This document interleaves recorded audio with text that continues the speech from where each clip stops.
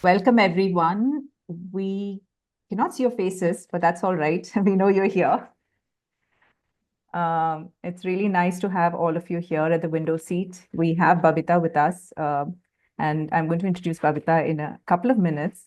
But we're really happy and privileged to have Babita because she's so relevant in today's AI times, such a relevant reader. So it's going to be an interesting 1 hour with Babita and with all of you, hopefully having questions for her as well. So a lot of you are probably new, but some of you also may have come before to the window seat sessions. Just to give you a little bit of background on why window seat. Window seat is this rare opportunity that we have from ODA in order to understand the people behind the leaders. So at ODA, we do a lot of work in the leadership space. And what we've realized is mostly all leaders are leaders, right? They are in a role and people know them as leaders and through that lens. But sometimes when we unravel and peel that onion, what we really get to see is the person who is in the role and how some of their values and their purpose and their vision really inspires the leadership in them.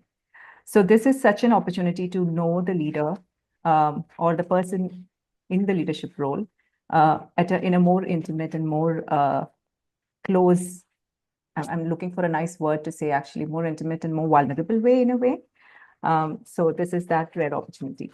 And I'm really glad to see all of you here in the audience, being here to know Babita better as a leader or as a person in the leadership role. So, and let me introduce you, Babita. Babita has been in the tech space for more than 30 years now. She's a VP of Wealth Management at Broadridge, India, before which she's been with Accenture, she's been with Citibank, and she's led large technology transformations with organizations like the Microsoft and Bank of America and such large organizations. She's won several accolades, including the Global Women in Technology Award and Automation Efficiencies Award. And she's also very passionate about DEI. So she collaborates with organizations like Women Who Code to make sure there is a more inclusive organizational space where all genders are represented. And most interestingly, I find Babita's leadership really relevant in today's times because AI has brought in such a lot of disruption. And when I say disruption, I'm not meaning to say in a positive or a negative way, but just the fact that it has really shaken our world up. There's so much about AI that we don't know. There's so much about AI that we appreciate, and so much of it that we don't know that creates a sense of insecurity and instability in the landscape that we are all in. So as a leader, I'm sensing that being a leader in the AI space would be a little bit more challenging than being a leader in the corporate world in another space. So, and I'm hoping to learn more about that from Babita, to hear from her experiences as to how she's navigating this really interesting, new, uncertain landscape of technology and AI. And how is it for her to be here? But before we start with that, Babita, it would be lovely to hear from you a little bit about yourself as a leader. Where did this journey begin for you? Not necessarily just in the corporate space, but as a person, what was the first instance of leadership? Whether it was at your school, at home, what is the first memory of leadership that you have, and how did you then come all the way here? And yeah, how do you manage it all? So over to you, Babita. Very good afternoon to you, Sushmita, and to everyone who has joined us today. I'm really excited to be on this window seat, and thanks for having me here. So let me begin with my life's journey. As a child, my father had to go away from home for 8 years to earn for the livelihood of the family. So it was just me and my sisters. We're all two sisters. We are three sisters together. We are four women in the family. And as children, we had a very difficult childhood. We had to be self-reliant. It was a very arduous life that we led, very disciplined, adapting, being flexible to different situations. So I think that kind of made me very resilient. That experience as a child made me very resilient as a person. And then came my student life. So in the 10th grade, I was entrusted to be the student council leader for my school. This was way above being a head girl or a monitor, where you just go around enforcing discipline. But this was about making policies, making guidelines for the entire student community. So I had a great opportunity of working with my teachers to come up with guidelines for for the rest of the students in the school. It was a huge responsibility on me, and that taught me the power of decision making. So that was another tryst with, or encounter with leadership for me. And the other thing, during my younger years, I was an ardent sports fan, and I did play some sports. And the power that sports brings to the table is about how to collaborate and work as a team, and achieve outcomes. So I would say that my formative years as a leader came from my home, from my school, and from my hobby. That has gone in a long way in the journey of my leadership, in the corporate life. That's what I'd say. Wow, lovely. So is there anybody that from any of these spaces that who was a leader who actually inspired you or kind of, make you believe in some of those qualities or values of leadership? Somebody that you can remember from your Uh, younger I, days. yeah, I would say it's my mother. She managed the three girls all alone, and I would say she's been a great source of strength for us. She was not very well educated, but she still faced head on, the life with the three girls around, and I think she's a great inspiration. As many of us would tend to talk about our mothers, I too would.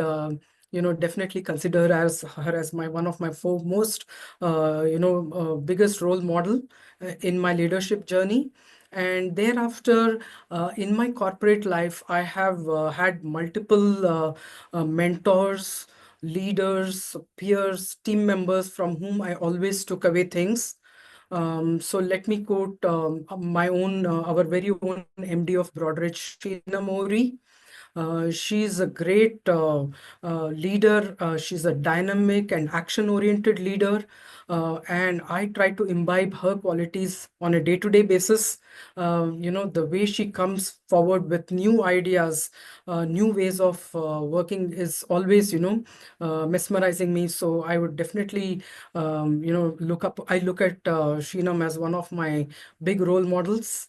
And maybe a couple of more examples, which I took away from my chief diversity officer. She always advised me, be intentional and authentic. One of our business leaders in Broadridge, he has an exemplary way to handle balance, action and empathy to generate business outcomes. I'm awestruck by his approaches to the way he deals with situations, and I try to gain a lot from him, try to learn from his way, his approaches, and that's what has made me the leader that I am today, Sushmita. Wonderful. So when you say, Babita, intentionality, what does that exactly mean? So empathy is a word that we hear often and it's very powerful. And I guess most of us can relate with it. But in the context of leadership, when you say be intentional, so can you tell us a little bit more about what you mean? Yeah. So last year, I'll give you an example. Last year, I was entrusted with a very big role within the organization. I was not very sure whether I can accomplish that, or I can stand up to that role. But as a mentor, I think intentionality is the way I was advised, to be intentional would mean in whatever I do, I have to show my intent that I want to be a good leader. I want to bring the right values to the table. And now, whether this is helping me achieve an outcome or not, that doesn't matter. But as long as I am bringing that intent to be a leader, to learn things, to imbibe different qualities, to take the the engagement or the assignment forward. I think that's what is more important than actually the outcomes that would actually come out of it. So I think that was a very powerful statement when I was advised that bring the intentionality and the authenticity to the table. So Lovely. that's what I've So, been trying to do. Yeah.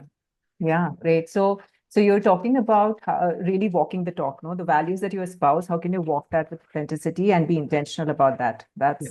Yeah. So what are some of these values? And yeah, I think it's a good segue to also move into, so what are these core values as a leader? And how has it shaped, or rather, how are you navigating those values in the time of AI? Has it been different before AI? Is it different after AI in the leadership landscape? So yeah, maybe we can start with your values as a Yeah. leader. Uh, so let me talk a bit about my leadership style.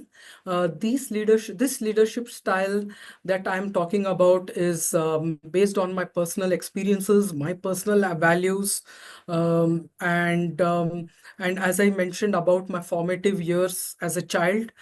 So my leadership style is a unique blend of resilience, authenticity, an outcome-driven approach, and empathy. And I also believe in the power of silent strength. So be strong silently. I know a lot of us, there are a lot of people who have that unique ability to talk, to be able to express what it is, but a lot of us do not talk as much as we would like to. We think a lot about it, but when it comes to expressing ourselves, we fall short. So, but I always found that the power of silent strength has been very important for me, because I would let my work do the talking. So that's where the power of silent strength comes in. So these are some of the values that I have led my journey, my leadership journey with. Now coming to the AI era comes with its own challenges and opportunities. The challenges being the technological advancements have been too fast. And as a leader, one has to be extremely adaptable, flexible, and forward thinking. And we will be able to catch the bus or catch the train, if you may say so, in this AI era, only when we are able to have these qualities as a leader. In terms of uh, you know being able to be flexible and adaptable, while these are the challenges, I would say once when we imbibe these qualities, I think we can make groundbreaking innovations in our organization with these technologies. So that's what I would say one has to imbibe in this age of AI era. So, Babita, wouldn't it be that these are important leadership qualities anyways, right? Adapting and being flexible. But do you feel like in this space of constant, because there's so many questions around what AI is going to do to people, right? So many insecurities are coming up. Yeah. Um, is there an additional level of complexity that you face as a leader in addressing those fears and insecurities that are, and you're a tech leader, and you also I'm sure, have a large team reporting into you. Do fears come up in your team? How do you navigate those? Yes. So let me put it this way. So, for example, in the AI era, we have something that has recently come up and it is causing a lot of buzz, which is the agentic AI. And it is said that this agentic AI actually writes up the code for you. So which would mean that the role of a coder or a developer or a technologist would become redundant. But I come with a different belief, with a deep-rooted experience with in my own case, I'm 3 decades in the industry. So let me give my own example. I come from an era where even internet was not there, or it was at a very nascent stage, and we everything that we did was documents and documents. We used to write documents, we used to write specs, we used to read documents, and we had very limited tool sets for us to be able to be effective on our work. Then came the sudden technology revolution in terms of the internet era, the new technology architectures, the distributed architectures. So what has always got me going is my ability to be curious and my strong resolve to stay relevant as a leader. And because of this, I have always, upskilled myself on these new technologies, these new architectures and frameworks, and and always try to stay relevant and add value to whatever I do. One thing I want to talk about the extraordinary part of the human body, which is our human brain. If you see the AI large language models, they themselves emulate the human brain. At the moment you give the inputs, they process it, they learn, they evolve, and start delivering results to you. In the same way, our brain, it also constantly learns, adapts, evolves, and goes on trying to find new ways of doing things. So my advice to all those who have the fear about AI taking away their jobs or agentic AI making the coders redundant, I think is unfounded, because our human brain knows how to find a way out. So let's let the agentic AI do all the mundane and the day-to-day jobs, and let's do more creative stuff, right? So I think that's what I would say should be the approach. So we have to look at the glass half full, not half empty. I know there is a lot of discussion groups going on, but then I think there is always opportunities for us to reskill, reapply ourselves, and be useful to the community or to the society at large by doing many more things using AI. So I don't think we will go relevant. And also one more thing, Sushmita, I would like to say, whenever there has been a technology upheaval, these things have always happened. When the test automation tools came into being a few years ago, everybody thought that the job of a tester is over. But what it did was it brought a revolution in the testing community. The so-called manual testers actually skilled themselves on the testing tools, learned automation, and now we have testers who bring solid experience of um, domain expertise with an ability to automate. And that's so powerful, to the organization, how much value it can generate. So I would say in a similar way, AI is just in its nascent stages, new philosophies coming in, new technologies coming in. Let's be watchful. Let's keep ourselves educated about it and move forward and see how we can add value to ourselves and to the places where we work. That's what I would say. So you're saying that technology, or there has been evolution in every space every time, and each time something evolves, we also learn to adapt, learn new skills, and stay relevant ourselves. And you're saying that curiosity and upskilling is something that has really helped you to stay relevant in your 30 years of the changing Exactly. landscape of AI. Exactly. Okay. Even now, I'm trying to learn more and more about AI. So that shows that I'm still very curious, and I have that thirst to stay relevant even now. So do actually people come up to you and talk about these fears? Is there a space in organizations for people to express these so that there are conversations around this and people are able to then see the larger picture of it? Do these Yes. happen? Yeah, so in our organization, we are early adopters of AI. We have come up with excellent tools, which are our products are there in the market, offering AI capabilities. So in my organization, definitely we are encouraging a lot of them to adopt AI. So we are early adopters. So some of the challenges I see is that for me in the AI era is there are some of my programs which are fairly legacy in nature. So the teams actually, I have a different problem in my space as to how, I don't think we can ever, apply AI in our space because they're too legacy. So I have a different kind of problem. So I try to approach that with a three-pronged strategy. I think everybody must educate, learn about AI, understand AI better. So that's, I think, very, very important for everyone.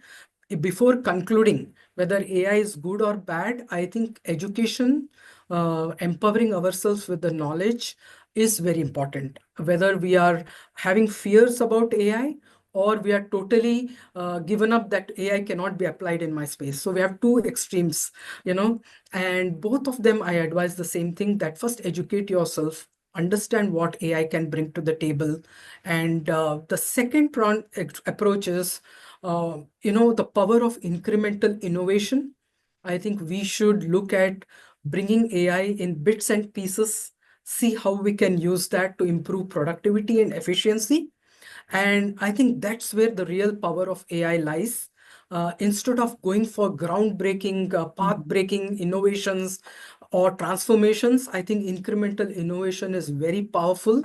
And I would encourage everybody to see how they can add value to themselves and their workplace by embracing AI and improving, bringing more quality of their outputs to the organization.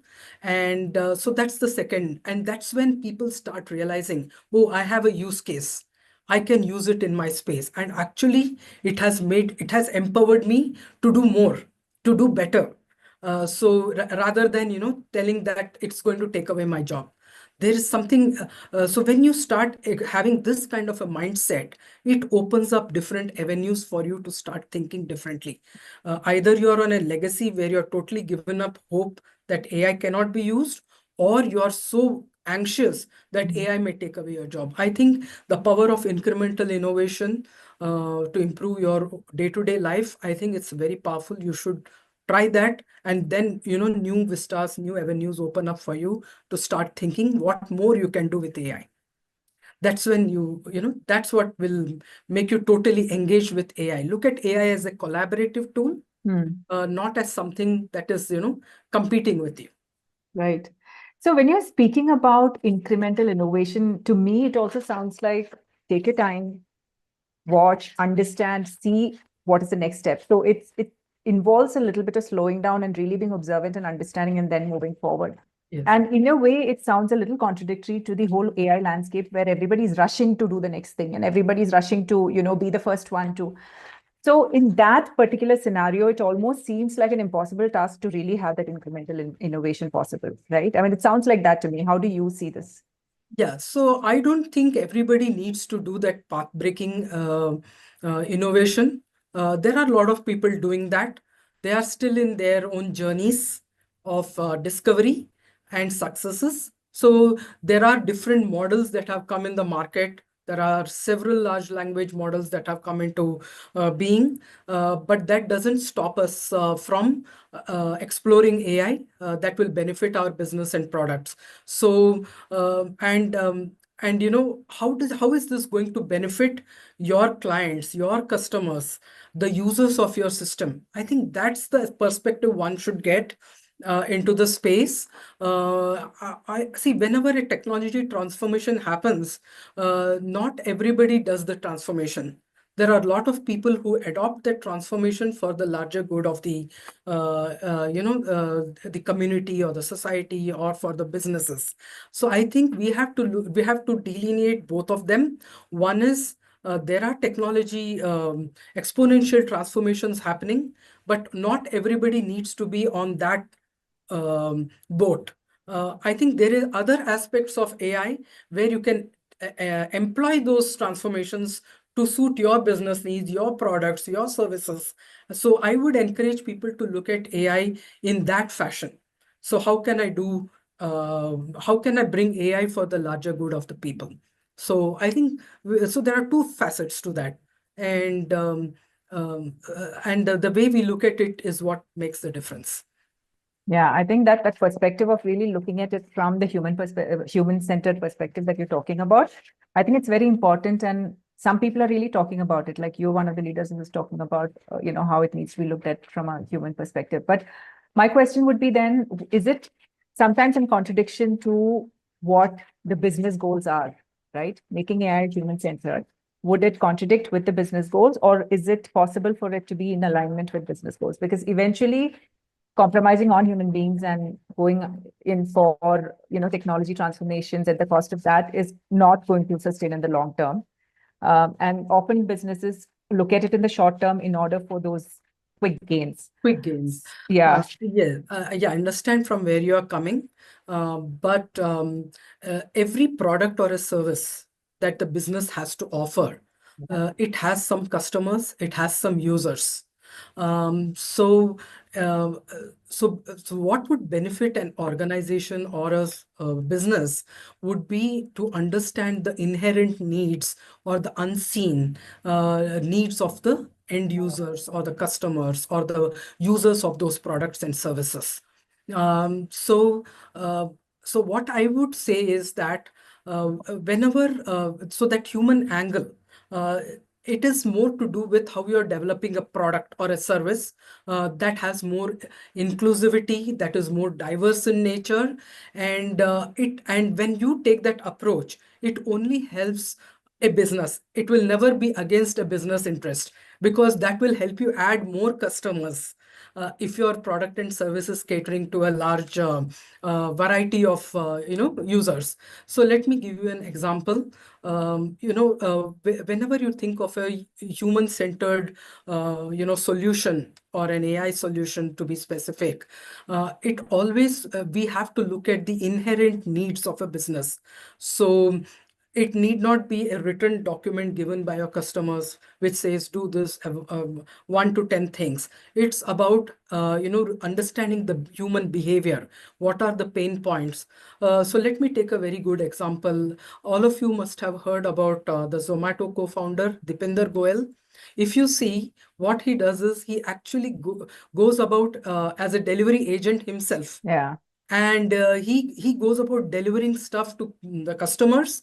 So in that process, he does have in his organization, he does have what the organization goals are. But then this helps him to understand what are the pain points for the customer and also of the delivery agents. So that actually helps him enhance his business prospects. So that is one example. The other thing is classic, our iPhone. Apple has done years and years of research to come up with such a wonderful product such as iPhone, which is so high on user experience. And this they have not done just by having a few documented specs or something like that. It's about observing behaviors, observing customer needs, and it has always helped them. It has benefited the business. Let me quote one more example, of having this rounded approach. Xbox. I'm not sure how many of you are aware of Microsoft Xbox. It's a gaming solution for the teenagers, for the young adults, older adults also. They came up with a wonderful thing called the adaptive controller, which actually helps give a beautiful gaming experience to persons with disabilities who have mobility issues. So what they did is, when they were designing their product, they brought an inclusivity aspect to it. They got people from those communities to actually help give them inputs and develop a product which can be used by a more wider variety of customers. So making the products more, increasing the outreach of the products. So that's what I would say is, that's where the balance is needed. So while the technological explosion is on one side, I think from a business standpoint, some of these human aspects actually help the businesses grow. So I would say they are related, it's up to an organization how they want to take this. Either jump the bandwagon just blindly, or to see how actually they can leverage those improvements or those innovations to actually expand their customer base. That's what I would say. So you're saying it's not necessarily contradictory. It can actually be aligned, and it can actually be, Yeah, it's something that serves the complementary. business. Yeah, it's more complementary. It's the way you look at it. Right. Okay, so I'm just going to open up it to the audience. If they have some questions that they would like to ask you, we can take some questions, and then we can go from there. You okay with that, Babita? Yeah, sure. Yeah, Absolutely. great. Okay. Anybody who has a question for Babita, you can either type in the chat box or just pick up the mic and ask. Hi, Babita. Hi. Hi, Sushmita. Hi, Bitish. It's been wonderful hearing for you. My question is actually, I'm not a tech guy. I'm into operations. So, what exactly AI do have in for me? Means for people like me, those who are not into tech, means those who are not into coding and all, and those who don't know the nuances of codings. So, how do they feel they will be affected? How do I feel I will be affected by this AI search? Um, Thank you. yeah, thanks for your question. So basically, see, again, I would, reiterate the leverage of using AI as a collaborator. While your operations role would entail you to do maybe 10 steps a day in your work life. If you embrace AI, after doing those 10 steps, are you able to generate some good insights for your customers, enhancing your customer delight? Or is it helping me save some time of doing some repetitive steps, but helping me do something more for the customers? I think, again, I would encourage you to look at the glass half filled with water rather than empty, because they give more possibilities rather than taking away your jobs. So maybe you were doing, repeatedly the same steps, the same steps, 10 steps every day. But now your work role or your job role has become more enriched by getting AI into it, and giving you more insights into what you can offer your customers, how quickly you can generate results for them. I think that is the approach you will have to take as an operational user. Thank you, Babita. That is actually a very refreshing point of view. Thank you so much.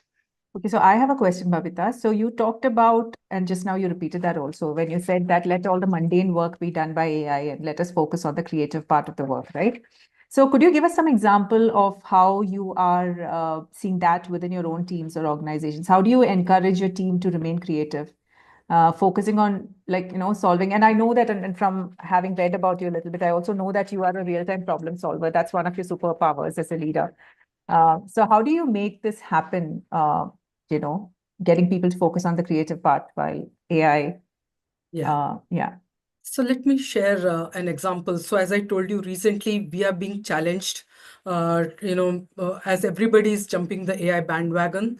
I have a whole lot of products which are very legacy in nature. So I told definitely encourage your teams to educate themselves, take the trainings, understand the tools out there that are available for you to leverage.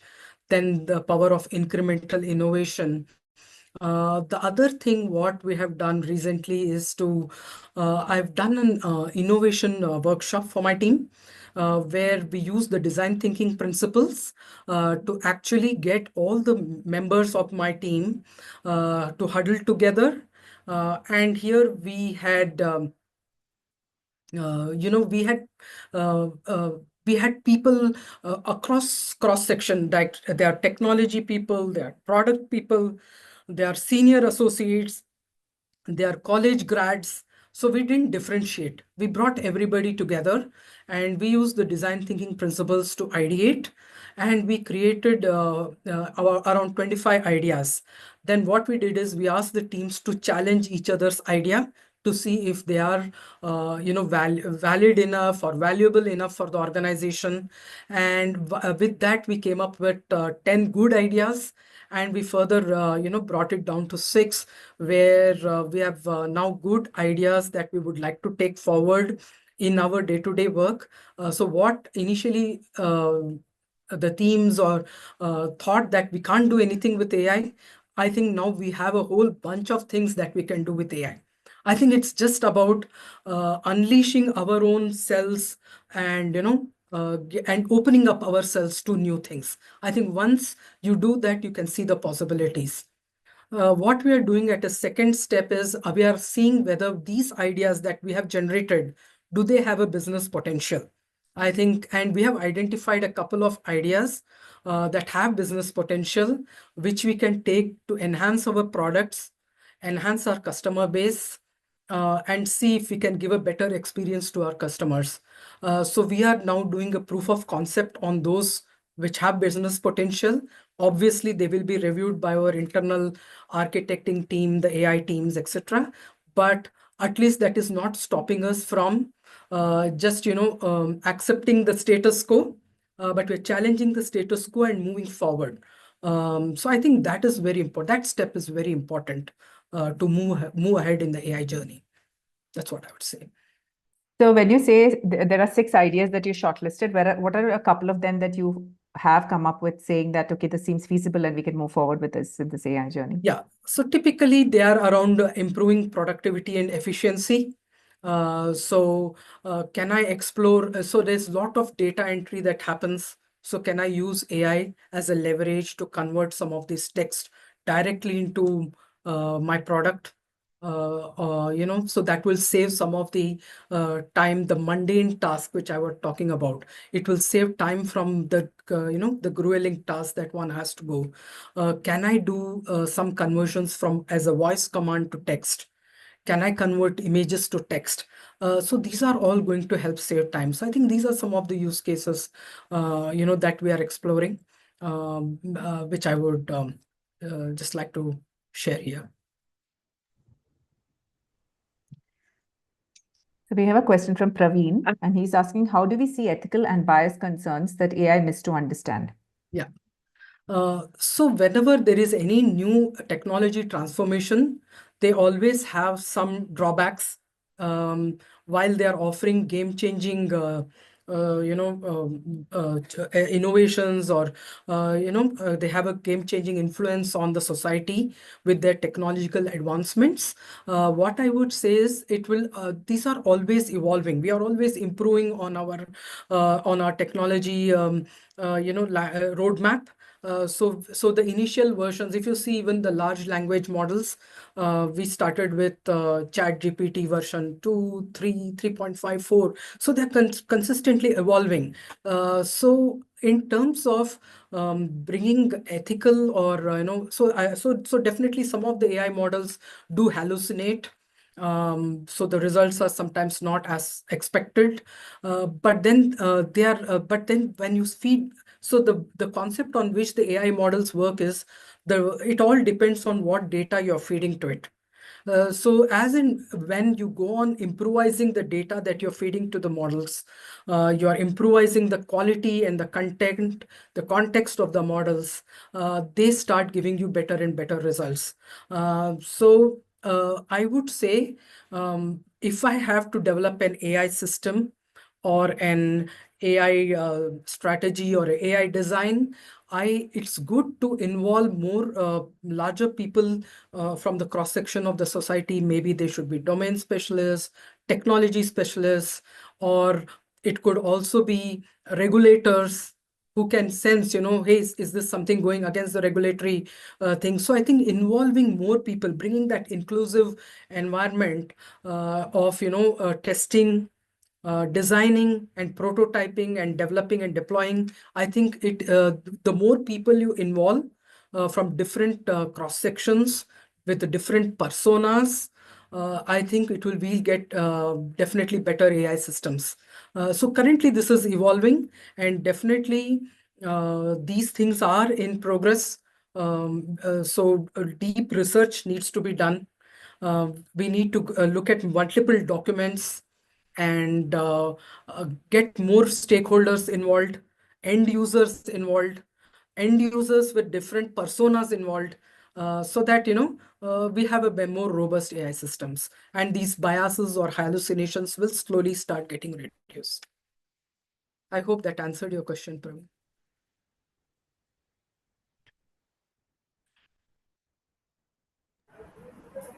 Hi, Babita and Sushmita. Yeah, okay. This Hi. is Venkat. Yeah, Venkat. Yes. Yeah, I have a question regarding so how we can leverage Ops GPT or Broad GPT into our projects, and um, whether it is operations related, product related, or dev related, and how we can incorporate those things and where we can start, and whom we have to approach, if at all, if we have any security or regulation concerns. So could you please enlighten us or give a high-level overview? That will be great. Yeah, sure. Maybe I will do a Yeah. different session for the actual GPT part of it, but at a very high level, I'll answer you. So the typical use cases for any you leveraging any of the chat GPT or any other LLMs that is there out there in the market is user interaction. So whenever you ask a question to a user, it gives you a response. So for an operational user, this also becomes even more important as something like the use cases could be developing chatbots where you want to ask the system some questions. It is giving you some responses. So that would be a typical use case for a chat GPT kind of scenario. And in terms of security, yes, definitely within your organization, if you're developing this within your or respective organizations, you should definitely get them reviewed for security so that there is no loss of data or IP of the organization. So definitely any solution that you do will be reviewed, obviously, before it gets productionized. But then there is for you to explore and evaluate how these AI technologies can be of use to you. It would, I again go back to the incremental innovation, start doing small proof of concepts, bring your ideas, where you can do something locally or in conjunction with your AI teams in your respective organizations. But obviously, if it has to go become an enterprise grade solution, definitely it has to go through all the checks and balances which the organization has laid out. So that's how I would say you will have to go about it. Thanks, Babita. Yep. Sushmita, do we have time for another question? We do, Deepa, but can I just ask a question that's in the chat box from Sure, Vibha? sure. Yeah. Yeah. And there is one from Nikesh also. So Nikesh is asking, what is scope of automation by leveraging AI? So see, so I don't know what you mean by scope of automation. So you have a use case within your workplace and you want to automate it, you want to leverage AI, then AI is available for you as a tool to take that forward. So it could depend on use case by use case. The scope is limitless. It all depends on what your idea is and how you want to leverage AI or any other tool. So it's not mandatory that every automation you have to use AI necessarily. You have several automation tools to do that for you. So AI use case is typically more intuitive. It can be more what can I say, more responsive to a regular system. So I think those are the areas where you can explore AI for automation. But otherwise, you have a plethora of automation tools available for you to automate. So it all depends on the use case that you are thinking about, about for which you want to automate, Nikesh. So I think there are two questions in the chat box which are kind of maybe you can answer both in the same response, I'm thinking. So the first question is, how can one harness the power of AI to fuel creativity while aligning with organizational goals and driving significant business impact? And the other question from Deepa is, what do you believe are the most essential human skills in AI era? I already briefly mentioned about this creativity. So how do you build creativity within your teams? The way I do that within my teams is, never say no to an input. If somebody is coming to you with an idea, always allow the person to explore that idea. Create an environment which is allowing people to come and share their ideas, share their views, and give them some scope to take some risks. And lastly, also allow the teams to be a little bit innovative and allow them to have some tolerance for failure. So when we are in any transformation journey, failures are inevitable. but having some tolerance to failures, I think will encourage more and more people to come up with creative ideas and bring their ideas to the front. So I think it's very important that we inculcate this kind of an environment for the teams to come and share ideas with us. So that's what I would say. It's not about the creative skills. It's about creating an environment which brings about your creativity for the larger good of the organization. That's what I would say. So there's a difference between creative skills and encouraging creativity in terms of bringing solutions to the table. Yeah, basically talking about a psychologically safe space where people are able to become creative because they don't fear repercussions of failure, Yes. because there is a tolerance for it. And that's where really out of the box thinking comes from. So there's one more question. What security measures are in place to protect AI systems and data? So every organization has their own, own systems or own checks and balances in place. I think the number one criteria would be to protect their data, their customers' data, and their IP, the solutions they have, that they kind of bring out in the market. So it all depends from organization to organization.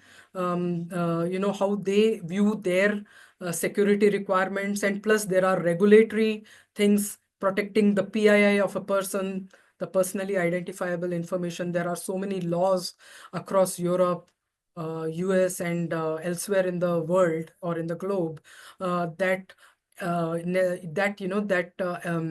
requires you to build robust security system to protect the integrity of your systems and to protect the integrity of your users or customers. So I think it's depending from an organization to organization, but these are the typical areas where an organization would like to protect its information or data, or try to build security around these aspects. And are these rules, you said there are rules in the US and the Europe, in the West basically, but Yes. are there like blanket rules across the tech community globally that have certain rules that you have to follow when working with AI? See that no, there is no such thing. There's no such thing. If you see, most of the AI tools available in the market are crowdsourced or open source. Right. Each one of us can go and contribute to it. So the tools or the technology themselves are not, they're open to everybody. They're available, freely available. But it's about if an organization that is employing these AI technologies, that is where, and what kind of customer base are you attending to? What kind of product and service are you offering? I think it all, that's where the difference comes of how you would want to protect your AI systems that you are developing for your organization. So each organization, in that sense, you're saying each organization will have to develop their own system Have its that own, will have its own dictate. unique, view to these security systems. Right. And earlier you said, Babita, that AI systems are intuitive. And that kind of rings a bell in my head, because when something is intuitive, it also means, at least in my head, and maybe that's not what you're saying, but it means that it also has the ability to do things without human intervention, right? I mean, is that true? Is that then posing a danger to what it is capable of? And is that where some of the fears of humans are coming from? So let me give you a very classic example. So when you go to an e-commerce site, let's say you search for a shoe, immediately the site brings back all kinds of shoes that are available. It not only does that, it also gets you all the accessories related to that area. So that is a classic example of intuitive, where it's actually reading your patterns, what you have in mind. You just did a click on something. It sees your purchase pattern for the last few years, how is your spending pattern, what kind of products you are liking. So immediately it combines all of this information together, collates that, and brings out the results to you. And you are overawed many times, when you go to an e-commerce site, you just wonder, hey, how did it even know that I'm looking for so many things? So I think that's the power of AI that it brings. But again, I would say, whenever you develop the AI systems, or you're deploying AI systems, it would be good to include all aspects of all cross sections of communities, like, as I told you, regulators, domain specialists, technology specialists, end users, different personas of end users who contribute, who give their inputs to that system, so that you are so these kind of fears are assayed, and then you can you can actually enjoy the power of AI rather than fearing AI. That's what I would say. So you're saying that when multiple disciplines come together and build something Yes. together, there's a more holistic approach to it, and it is a more whole product than just something that is. Exactly. Yeah, I think that's something that you mentioned earlier also, and it sounds like a very powerful way of going about it. Yeah. So what you're saying is the algorithm is set in a way where it becomes intuitive, but the algorithm is set by human beings. So it's not that AI is doing something, but it's something that we set, which is making AI believe Exactly. or behave in a certain way. Yes. So there is nothing that AI is capable of without humans setting it up like that. Exactly. That's right? Exactly. Yes, but there are certain AI models which are now learning on their own. Agentic AI, which I told, they're learning on their own. But I think with the right level of involvement of various regulatory bodies or governments, I'm sure AI will definitely see a very useful. You'll see better use of AI than fearing it more. Okay. So and currently, I'm a thinking lot of that these are, sorry to interrupt. no, sorry. Currently, a lot of these are being very speculative. As I told you, most of the technology transformations, there were apprehensions when those happened. But I think as a society, as a community, as a human society, everybody has come together to kind of ensure that the human race is protected. So I'm definitely very hopeful for the future. Yeah, I think we should embrace AI, leveraging its, what benefit it brings to us at large. And that is the context of that human-centered innovation we briefly spoke about. Yeah. So you were saying that, and earlier, like you said, probably the first step of embracing AI is to become curious about it and try and see where it is and how much Exactly. we understand about it right now. Yeah. And some of the areas are still very unclear, which is probably unclear to all of us at a human Yes. level and as it evolves. Yeah. Great. Okay, so we have the last 5 minutes, and I would really love to, shoot some rapid fire questions your way. If nobody else has a question for Babita, I'll just wait for 10 seconds to see if somebody has a question. If not, then we have a few quick questions for you, Babita.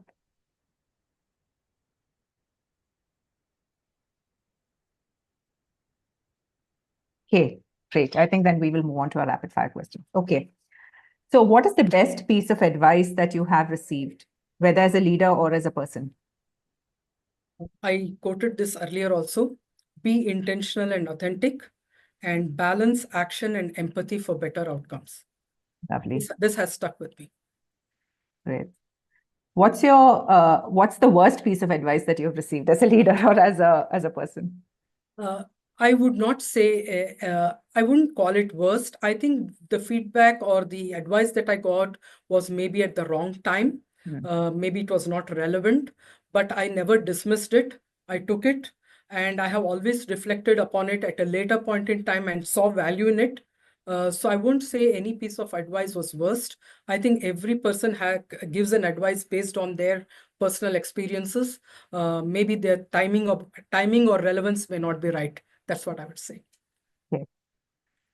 What is one law that you'd make if you were asked to create a law that everyone needed to follow?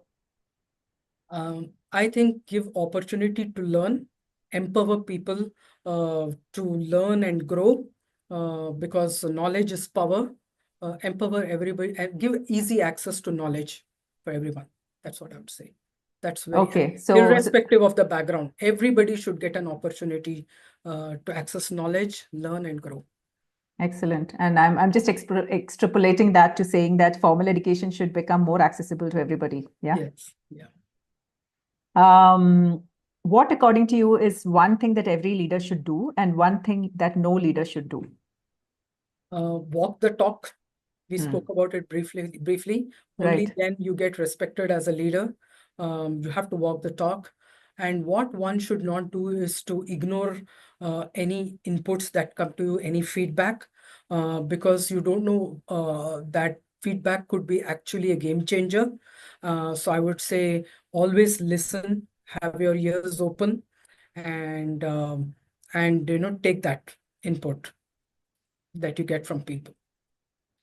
That's actually a very, very, I mean, everything that you're saying makes so much sense, but this itself is because it's so easy for people to just, when there's so much information coming in, to dismiss some of it because there's no bandwidth for it. But when you're saying keep an open mind, take everything and see what is relevant, I think that's a great one. What's your advice to your younger self who was aspiring to be a leader in the corporate sector? Embrace the challenges and view the opportunities for growth. Look at the glass half filled with water. So don't run away from the challenges. Embrace it and grow. Great. And what are a couple of things that anchor you as a person? Pardon me? What are two or three things in your life that anchors you as a person? Definitely my family. I would definitely like to tell my husband has been a great support. He's been rock solid during my entire professional journey. I know I've had to work late hours, I had to travel for work, but he's been extremely patient and supportive. So I think that's one. And of course, all the well-wishers in my professional fraternity, they are my anchors. That keeps me going. Lovely. And the last question that I have for you is, if career and finance and all of that was not something that was there as a factor, what would you be doing today? I would be a sports person. What sports? Any sport. I love cricket. I played tennis. I Wow. played cricket in my younger days. So, but somehow I couldn't pursue them due to various factors. But if you tell me you don't have to do anything, I become a sports person. And I Lovely. told you the power of sport. Yeah. The power of team Collaboration to achieve greater outcomes. So I think I just would love to be a sports person. Lovely. Thank you so much, Babita. It was so wonderful to hear you talk with so much clarity around a topic that is so unclear as AI for most of us. So thanks so much for helping us gain that clarity around the subject and being so authentic about everything that you shared. What is it that you want to leave us with? What thought do you want to leave us with? I would say let your convictions guide you, and you'll never be wrong. Wow, very powerful. Yeah. Thank you so much for your time. We really appreciate your presence and everything that you had to share with us. Thank you so much. Thank you so much, Sushmita, for this opportunity. Thank you so much. Lovely. Okay.